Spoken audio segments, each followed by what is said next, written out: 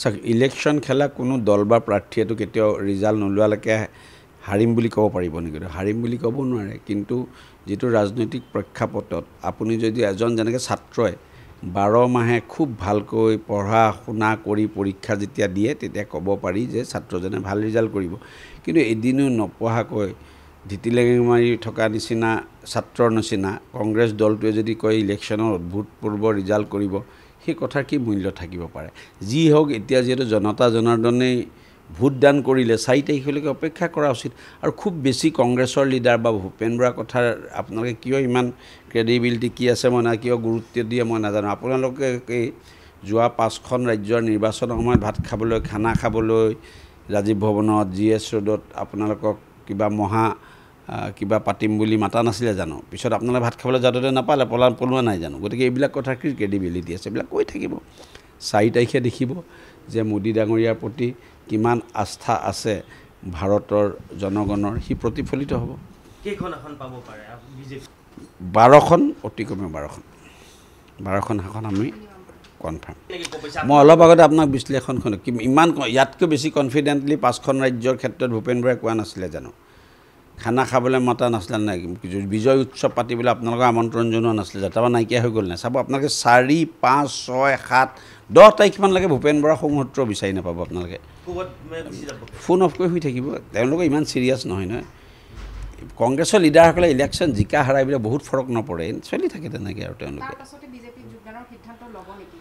সেইটো চাওক, যোগদানৰ সিদ্ধান্ত লোৱা নোলোৱাটো এজন ব্যক্তি আৰু এটা দলৰ মাজৰ কথা। আৰু দলৰ যিহেতু কোনো মইতো ভাৰতীয় জনতা পাৰ্টীৰ এজন কাৰ্যকৰ্তাহে, গতিকে ডাঙৰ নেতাক সুধিব এইবিলাক প্ৰশ্ন, আৰু ভূপেন বৰাক সুধিব। মোক সুধিলে কি ফল হ'ব? মই এটাই জানো যে যিকোনো খিলঞ্জীয়া ভাৰতীয় মূলৰ ব্যক্তি যি দলতে নাথাকক কিয় ভৱিষ্যতে ভাৰতীয় জনতা পাৰ্টীৰ কাৰ্যকৰ্তা।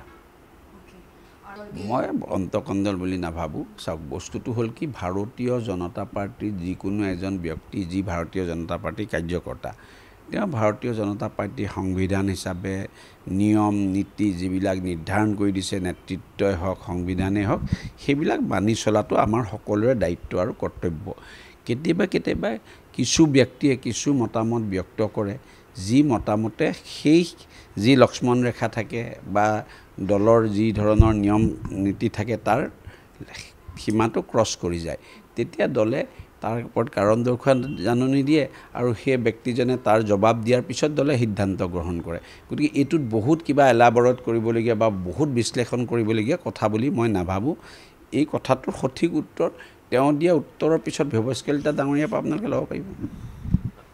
আমিও যথেষ্ট চিন্তিত এই বিষয়টো লৈ। মূল্যবৃদ্ধি হোৱা মানে যে ৰাজনৈতিকৰ কাৰণে নহয় বা সাংবাদিকৰ কাৰণে নহয় বা চাকৰিয়ালৰ কাৰণে নহয় বা সকলোৰে কাৰণে মূল্যবৃদ্ধিয়ে ইয়াৰ ওপৰত প্ৰভাৱ পেলায়। আৰু তাৰ কাৰণে আমিও মুখ্যমন্ত্ৰী মহোদয়ক জনাইছোঁ যে ইয়াৰ ওপৰত ব্যৱস্থা ল'ব লাগে।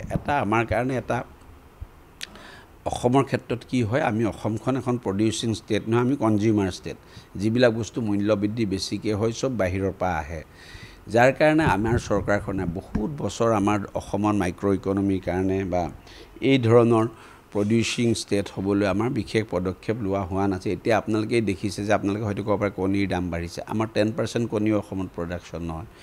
এই যে লাখপতি বাইদেউৰ নিচিনা আঁচনিবিলাক কৰিব লৈছোঁ আমি, এইবিলাকৰ দ্বাৰা আমি প্ৰডিউচাৰ ষ্টেট হ'বলৈ বিচাৰিছোঁ বা গৈ আছোঁ। আৰু এইবিলাক কথাতে আপোনালোকে দেখিছে কংগ্ৰেছ বা বিৰোধী দলবিলাকে তুচ্ছতাচ্ছিল্য কৰে।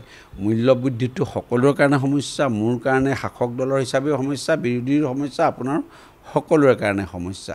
ইয়াৰ কাৰণে আমি এটা ব্যৱস্থা, কিন্তু সমালোচনা কৰিলে এইটো নহ'ব। আজি এতিয়া এনেকুৱাটো নহয় যে অসমত বস্তুটোৰ দাম বেছি, কংগ্ৰেছৰ কৰ্ণাটকাত কম, তেলেংগানাত কম বা হিমাচলত কম, তেনেকুৱা নহয়। এইটো দেশব্যাপী হৈছে। কিন্তু তাক মই অনুৰোধ কৰিছোঁ, আমি ইতিমধ্যে মুখ্যমন্ত্ৰী মহোদয়ক বা ব্যৱস্থাটোক যাতে ইয়াক নিয়ন্ত্ৰণ কৰাৰ যিবিলাক উপায় আছে সেই উপায়বিলাক অতি শীঘ্ৰে বলবৎ কৰিব লাগে।